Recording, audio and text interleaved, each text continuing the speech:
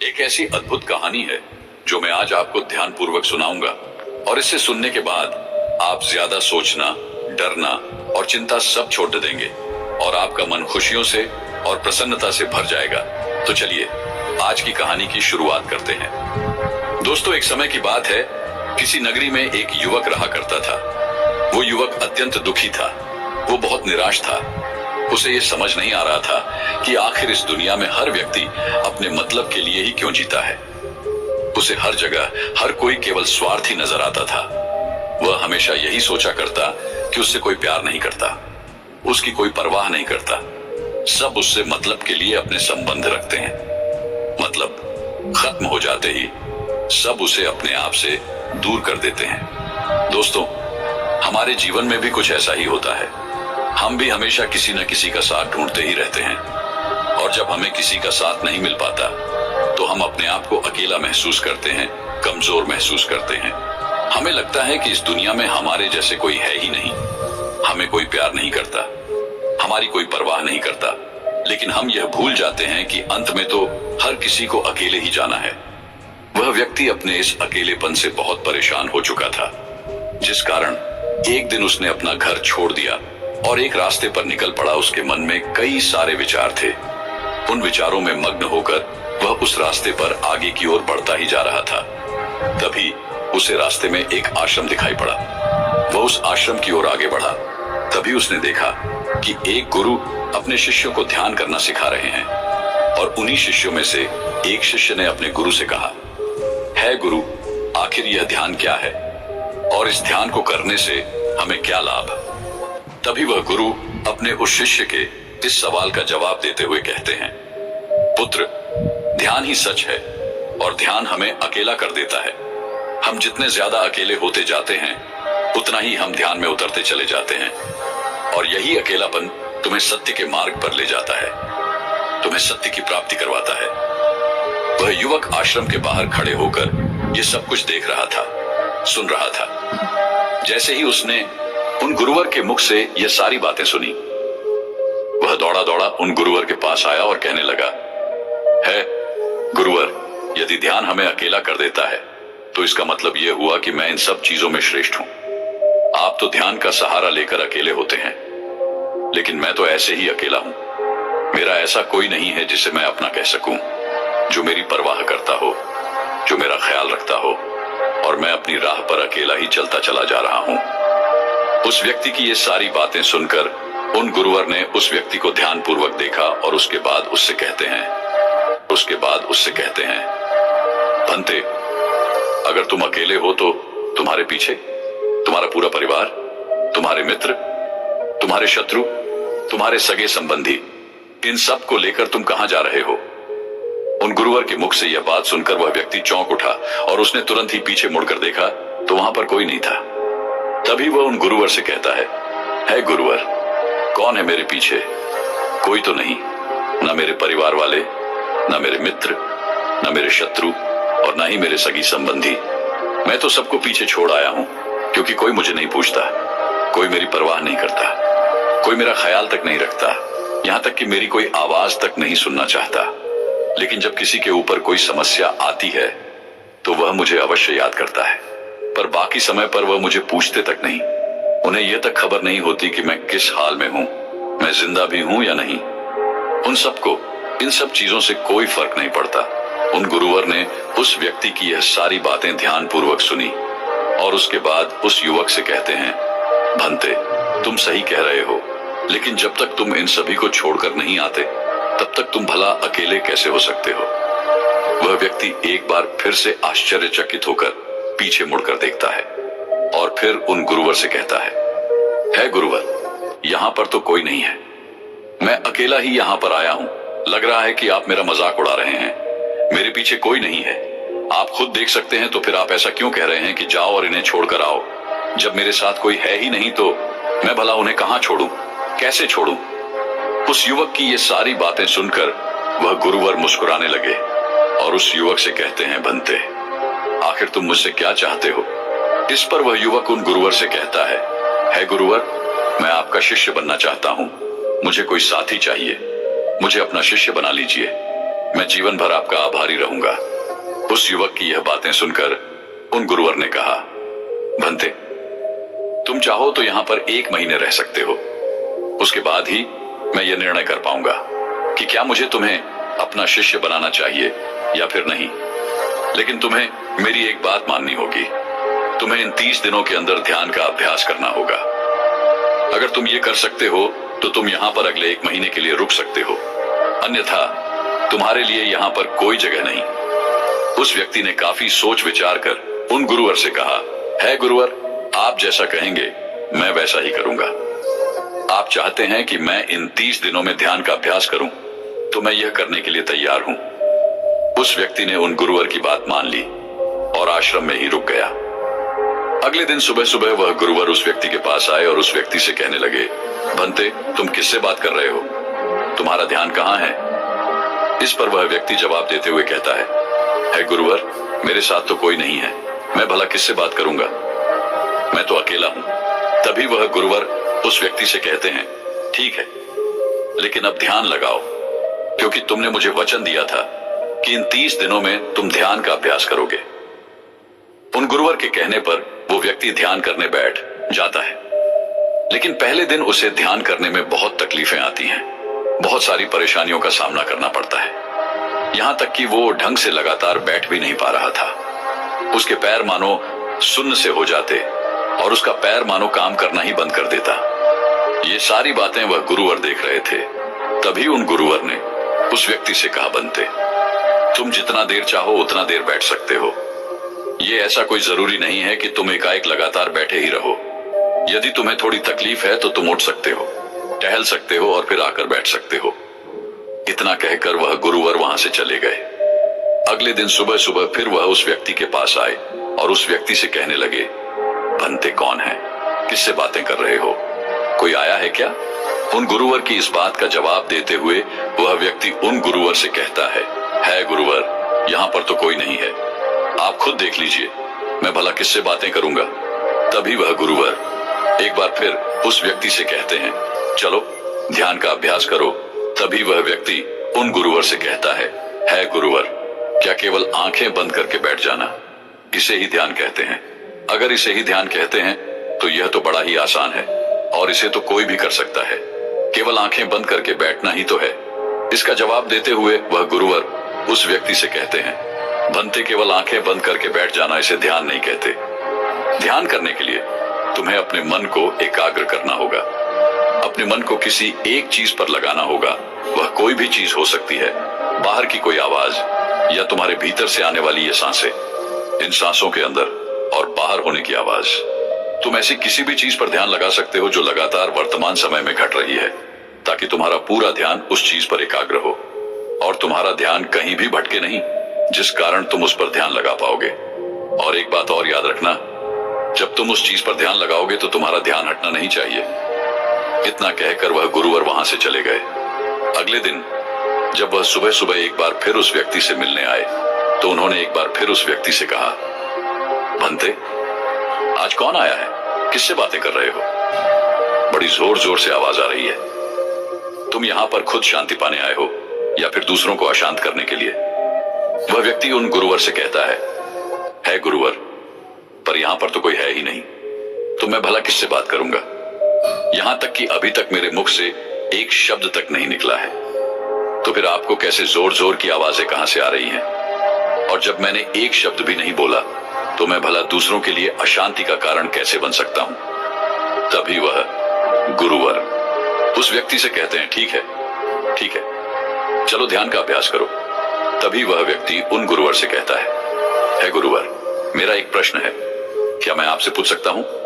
तभी वह गुरुवर उस व्यक्ति से कहते हैं, पूछो, तुम्हें क्या पूछना है? तभी वह व्यक्ति उन गुरुवर से कहता है गुरुवर, आप कहते हैं किसी भी एक चीज पर ध्यान लगाओ, जो वर्तमान समय में घट रही हो उस पर अपना पूरा ध्यान लगा दो। लेकिन जब मैं अपनी सांसों पर या फिर किसी ऐसी चीज पर ध्यान लगाने का प्रयास करता हूं जो लगातार घट रही है, तो मेरा ध्यान लगातार नहीं रह जाता। मैं पल पल भटकता रहता हूं।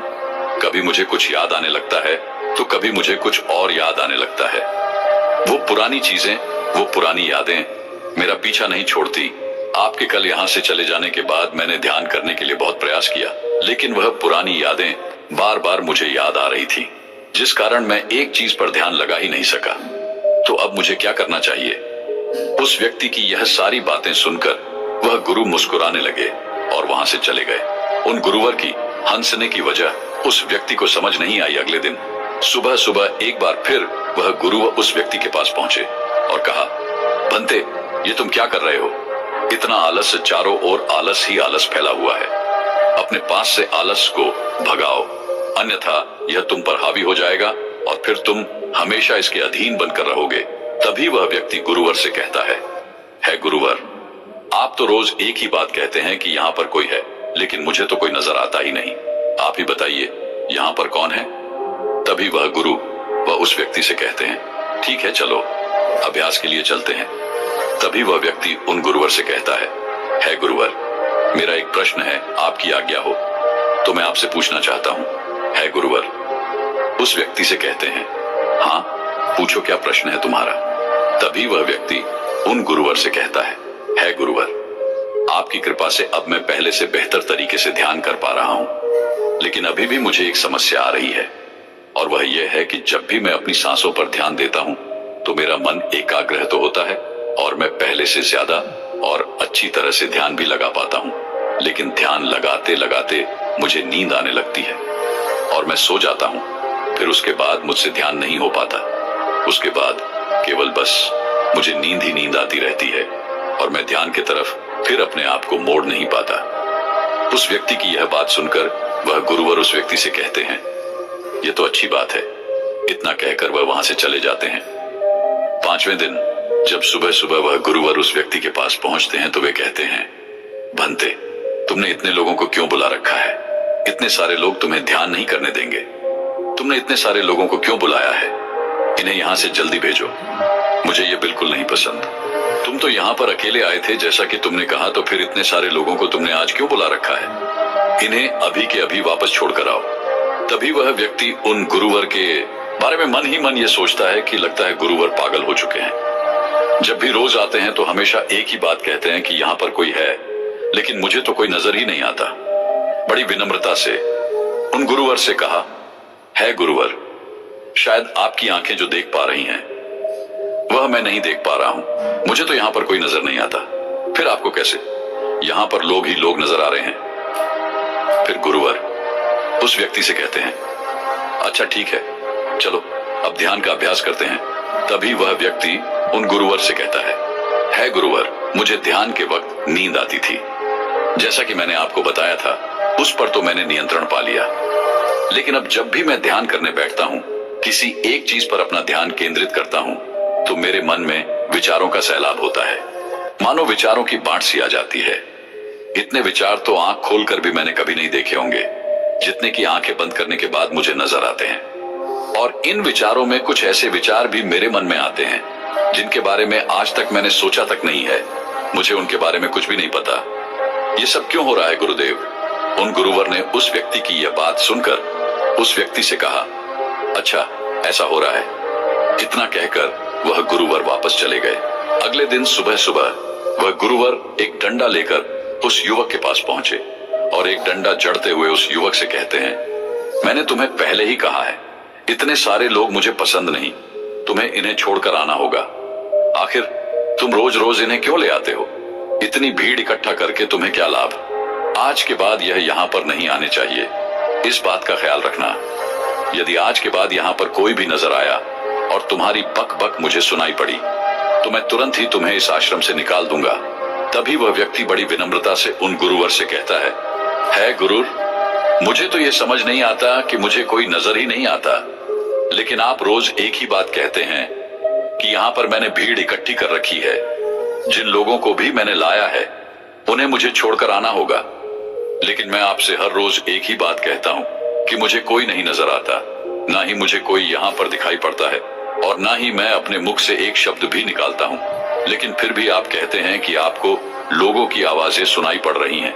तभी वह गुरुवर है उस व्यक्ति की इस बात का जवाब देते हुए कहते हैं, क्या तुम्हारे मित्र, तुम्हारे परिवार वाले, तुम्हारे सगे संबंधी, तुम्हारे शत्रु, तुम्हारी इच्छाएं, तुम्हारी वासनाएं ये सब क्या तुमसे मिलने नहीं आते? वह व्यक्ति उन गुरुवर से कहता है, नहीं गुरुदेव, मुझसे कोई मिलने नहीं आता। मैं तो यहाँ पर अकेला ही आया था और अभी भी मैं अकेला ही हूँ, मेरा कोई नहीं। तभी वह गुरु वह क्रोधित होकर उस झंडे से उस व्यक्ति पर एक और प्रहार करते हैं और कहते हैं, अभी बैठो, अभी ध्यान लगाओ, और यदि तुम्हारे ध्यान में कोई भी आता है तो मुझे बताओ। वह व्यक्ति उन गुरुवर की बात मान लेता है और तुरंत ही ध्यान करने बैठ जाता है।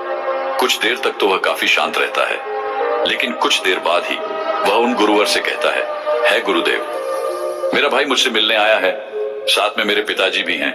दोनों बहुत दुखी हैं क्योंकि मैं उन्हें छोड़कर यहाँ जो चला आया हूँ, मेरे भाई की तबीयत भी कुछ ठीक नहीं लग रही। वह मुझे बुला रहे हैं।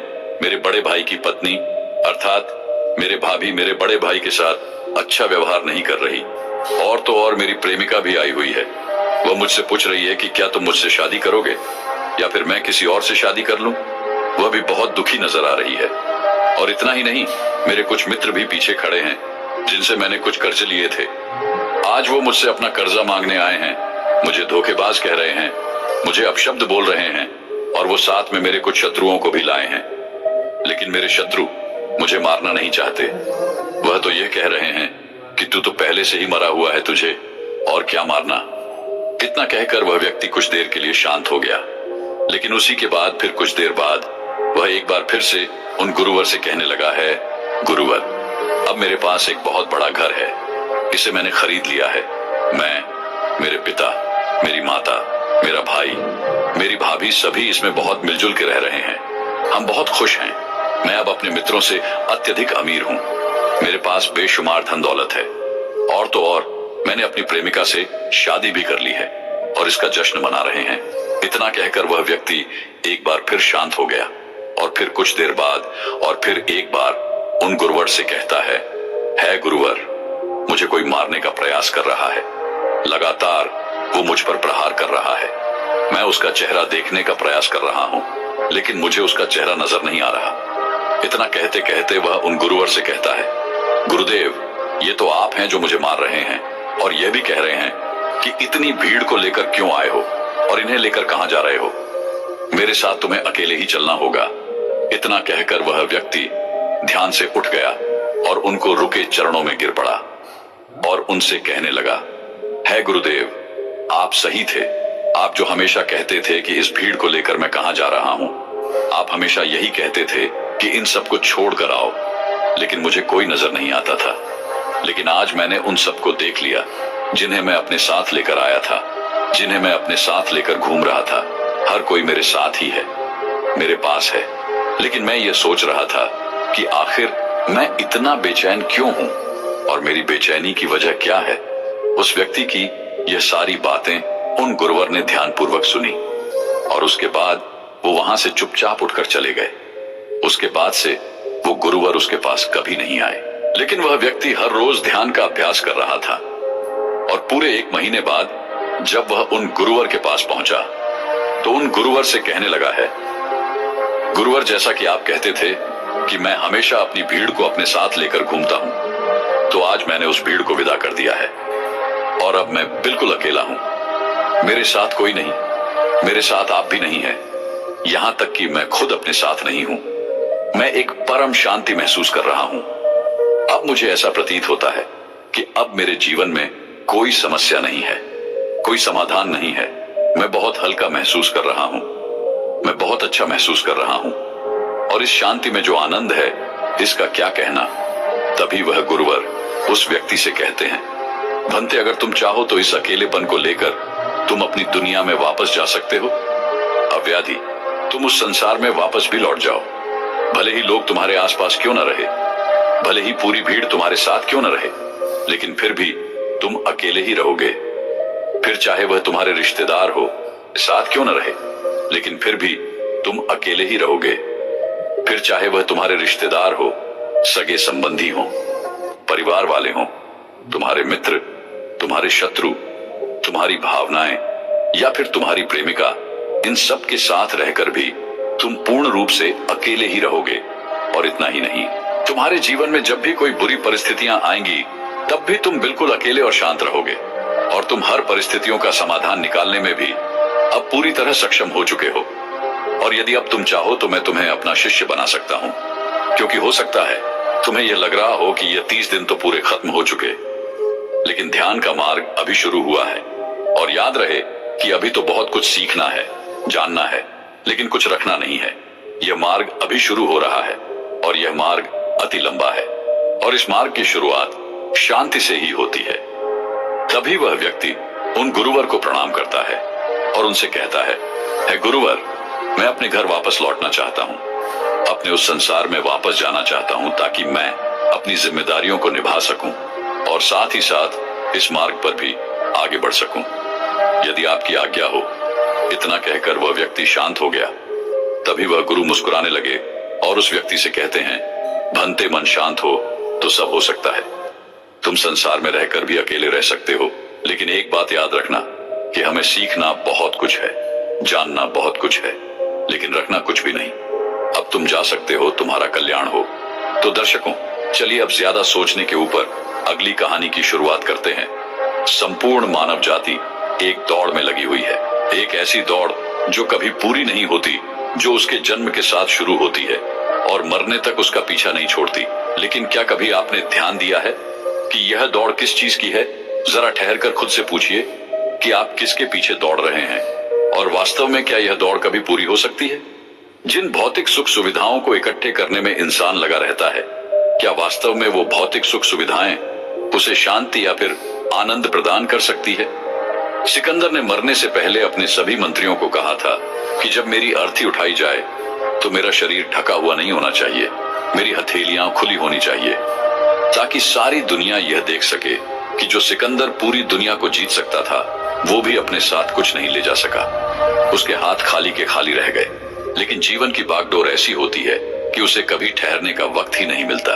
कभी वह सोच विचार ही नहीं करता कि जीवन का सबसे बड़ा सुख क्या है और इसके विपरीत जीवन का सबसे बड़ा दुख क्या है। सुख सुविधाएं तो बहुत लोग इकट्ठा कर लेते हैं, लेकिन सही मायने में उसका भोग कितने लोग कर पाते हैं?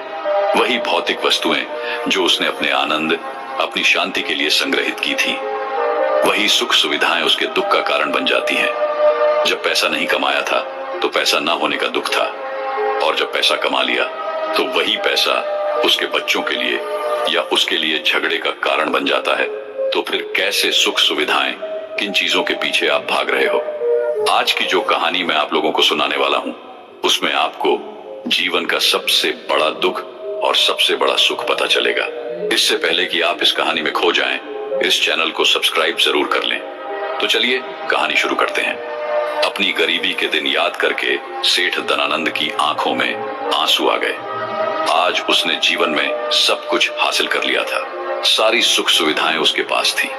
घर में नौकर चाकर थे, हजारों लोग उसके नीचे काम करते थे, जो उसकी एक आवाज पर उसके पास खड़े होते थे।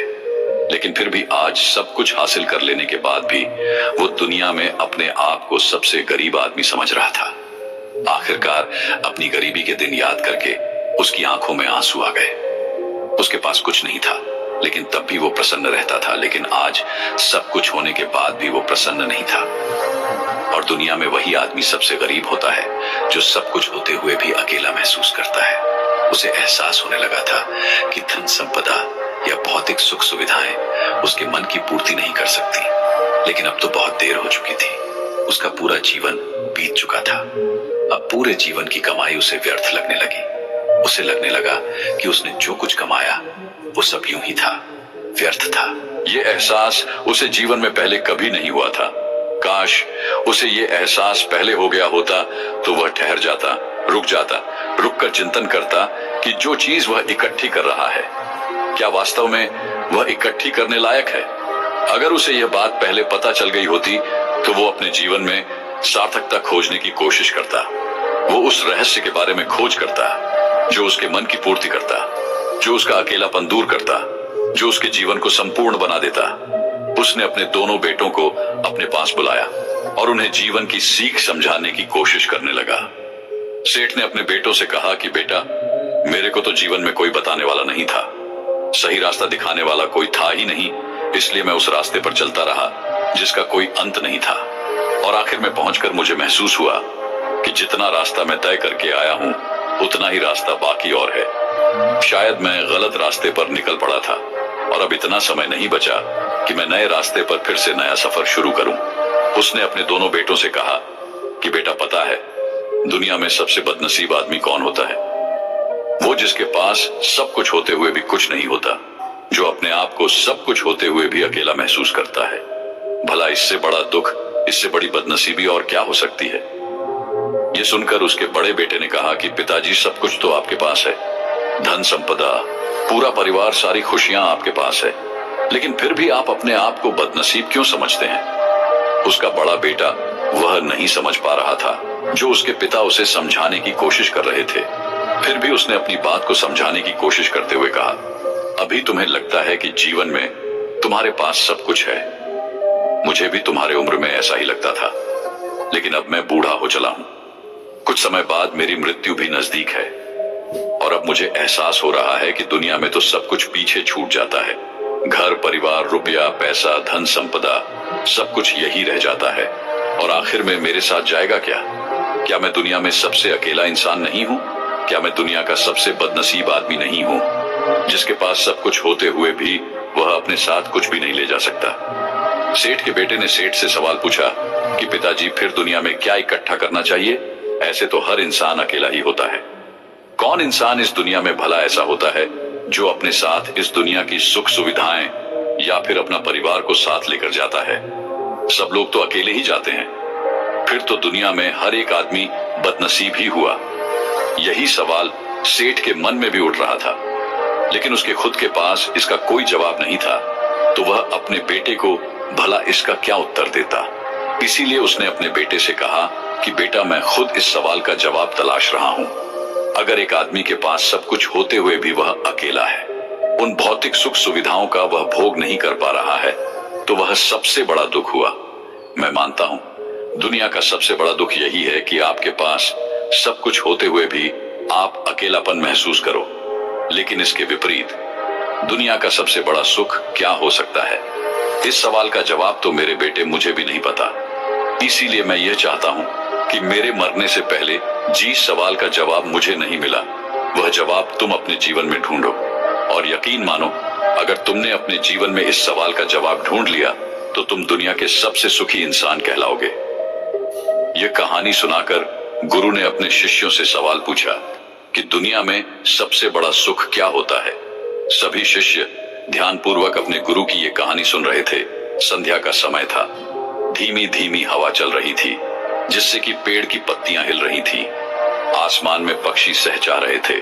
सूर्य अस्त होने को आया था और सभी शिष्य अपने गुरु से इस सवाल का जवाब जानना चाहते थे।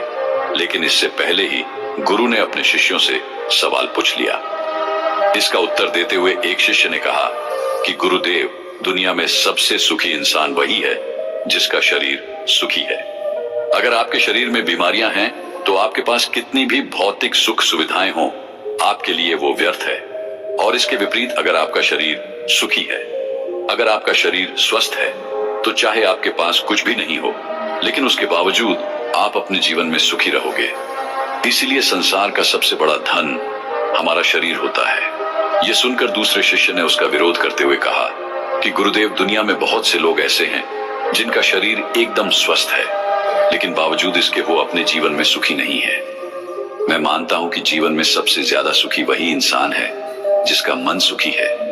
गुरु ने अपने इस शिष्य से सवाल किया कि अच्छा ये बताओ कि मन को सुखी किस प्रकार किया जा सकता है। इसका जवाब देते हुए उस शिष्य ने कहा कि गुरुदेव, मन कभी भी संतुष्ट नहीं होता है। अगर हम किसी प्रकार मन को संतुष्ट करना सीख लें तो फिर हम किसी भी परिस्थिति में आनंद और शांति से रह सकते हैं। लेकिन समस्या यही होती है कि मन का भला कभी होता ही नहीं है। मन को चाहे कितना भी खिला दो, लेकिन उसकी भूख कभी पूरी नहीं होती। चाहे उसको कितना ही धन दे दो, लेकिन बावजूद इसका लालच बढ़ता ही जाता है। अब गुरु ने सभी शिष्यों को समझाना शुरू किया। गुरु ने कहा कि अज्ञानतावश मनुष्य कभी यह समझ नहीं पाता कि उसका मन हमेशा से खाली था, लेकिन व्यर्थ की चिंताएं, व्यर्थ के लक्ष्य अपने जीवन में बनाकर उसने अपने मन को बांध लिया। जिस मन की प्रवृत्ति हमेशा खाली रहने की थी, उसने उस मन को कूड़े कचरे से भर लिया। इसीलिए वह मन जो बचपन में हमेशा खाली रहता था, हर चीज में, हर खेल में आनंद ढूंढ लेता था। अकेले में भी आनंद पूर्वक, शांति पूर्वक रहता था। अब वही मन सब कुछ मिल जाने के बाद भी हमेशा दुखी रहता है। लेकिन अगर इंसान सिर्फ वर्तमान में रहना सीख ले, सिर्फ इतना सा होश प्रकट कर ले कि उसे हमेशा वर्तमान में रहना है, ना तो भविष्य की कल्पनाओं में, ना अतीत की यादों में, सिर्फ वर्तमान में, सिर्फ इस एक सूत्र से वो अपने पूरे जीवन को बदल सकता है। वर्तमान में रहकर सभी सूक्ष्म सुविधाओं का भोग करना, पूर्ण होश के साथ, पूर्ण आनंद के साथ हर एक चीज का भोग करना, सिर्फ यही जीवन को सुखी बना सकता है। हम हर चीज को, हर काम को, हर रिश्ते को आधे अधूरे मन से निभाते हैं। जैसे कि खाना खाते समय हमारा दिमाग कहीं रहता है, हमारा शरीर कहीं रहता है, और इसीलिए जब शरीर और मन में दूरी पैदा होती है तो उससे तनाव पैदा होता है। अगर आपका शरीर और आपका मन और मस्तिष्क सभी एक जगह पर संगठित होना सीख लें, तो फिर आप अपने जीवन में उस शांति, उस आनंद का एहसास कर पाएंगे जो बड़े बड़े योगी पहाड़ों में तपस्या करके प्राप्त करते हैं। लेकिन इसके लिए जीवन में ज्ञान के प्रकाश का उदय होना बहुत आवश्यक है, क्योंकि अज्ञानता में आप अपने मन को कभी नहीं समझ पाएंगे। मन को समझना इस दुनिया का सबसे कठिन कार्य होता है। अगर आप अपने मन को जबरदस्ती वर्तमान में खींच कर लाने की कोशिश करेंगे तो आप बहुत जल्दी परेशान हो जाएंगे। ये कार्य बड़े धीरे धीरे, बड़ी निष्ठा और प्रेम के साथ किया जाता है, बड़े संयम के साथ किया जाता है। अगर आप इसको जबरदस्ती करने की कोशिश करेंगे तो आप तनाव में आ जाएंगे, आप बहुत जल्दी हार मान लेंगे। इसलिए कदम कदम पर आगे बढ़ा जाए तब मंजिल सामने ही है। और यह कहकर गुरु ने सभी शिष्यों से कहा कि अब हम ध्यान करेंगे। ध्यान करने से मनुष्य का मन, उसका मस्तिष्क वर्तमान में स्थापित होना सीख जाता है। धीरे धीरे प्रतिदिन ध्यान का अभ्यास करने से वह उस आनंद और शांति का अनुभव कर पाता है जो सांसारिक वस्तुओं में कहीं नहीं मिलता, जो किसी भौतिक सुख सुविधा में नहीं मिलता। और इसके बाद सभी शिष्य अपने गुरु के साथ ध्यान में लीन हो गए। दोस्तों, मैं उम्मीद करता हूं कि यह कहानी सुनने से आपके जीवन में अच्छे बदलाव आए होंगे। आपको इस वीडियो से क्या सीखने मिला ये कमेंट करके जरूर बताएं, और अपने परिवार, दोस्तों या आपके करीबी इंसान के साथ ये कहानी शेयर करके उन्हें भी इस ज्ञान से परिचित करवाएं। बाकी अगर आपको ये वीडियो दिल से अच्छी लगी हो तभी इस वीडियो को लाइक कर देना, और आपने अब तक इस चैनल को सब्सक्राइब न किया हो